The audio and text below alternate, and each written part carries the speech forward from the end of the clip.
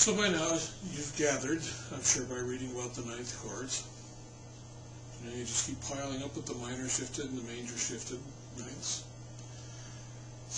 The difference between an add nine and a ninth chord, though, is the inclusion of the seventh. So when we had D and we went to D7, now if you wanted to add the E in there, you'd have to have, if you wanted it as a D9 chord, you'd have to retain the seventh note, that's C. So this then means you've got to rearrange things a lot. But the easiest way to look at it is that this is a standard 9 chord here. That's on my A string and the fifth. That's on the D string. Notice it's one fret down, and then I put a bar across like this.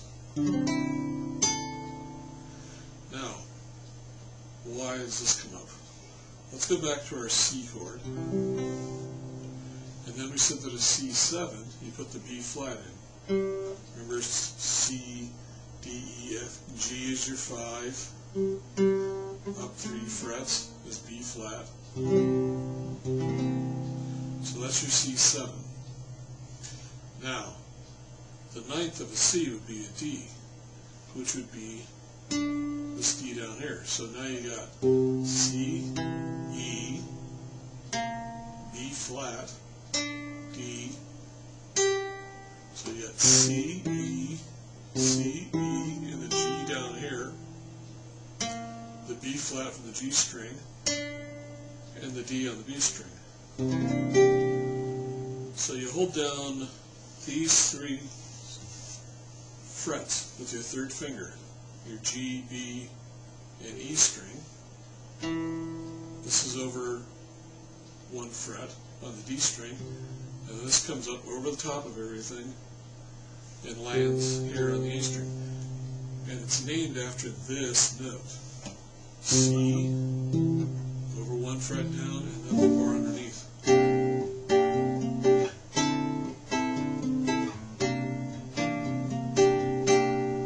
And then of course if you've got your major ninth, or your major ninth, you would go up like that. That's a little bit more difficult to have to rearrange. Now let's talk about the difference between an add 9 and just a C9.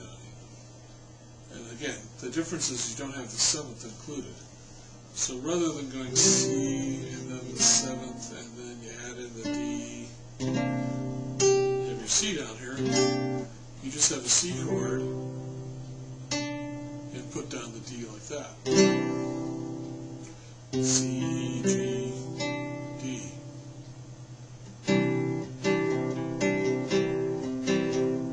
So that's an add 9 as opposed to a C9. And that's completely the difference. Now the nice thing about these D9 chords,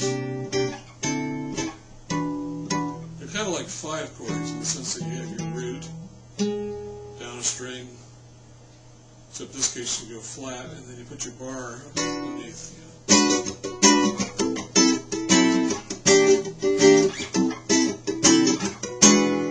So that would be E to D to C to D.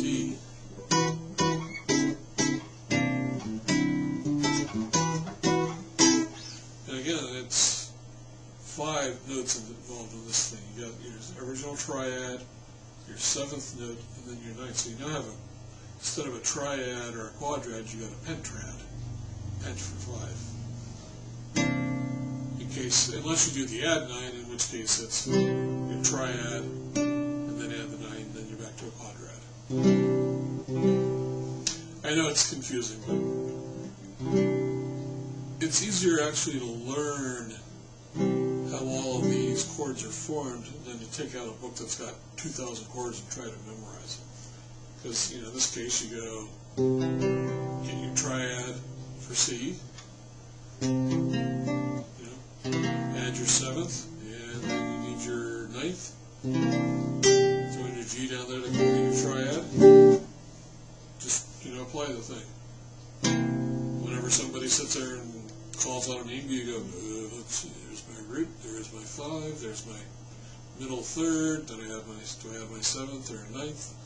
And you just kind of build the chord on the fly. It makes it a lot more efficient.